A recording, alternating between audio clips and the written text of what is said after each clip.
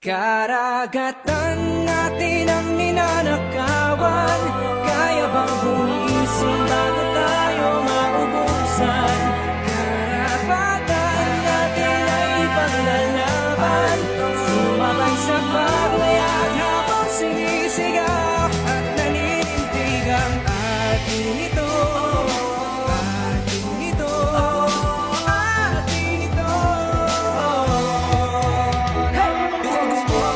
Makikita sa mata pero hanggang ngayon bakit ganun hindi nagagawa? Sariling atin tila dami na gustong makaisa. Yung kaibigan tinuturing ngayon ay nakabisa. Gustong makuha pati tubig di nabalik. Kung gulo hampas ng alon dati tubig ngayon danak ng dugo. Nasa karagat ang ganun pa man ay atin pa din to. Katumbas ng kayamanan maituturing na ginto.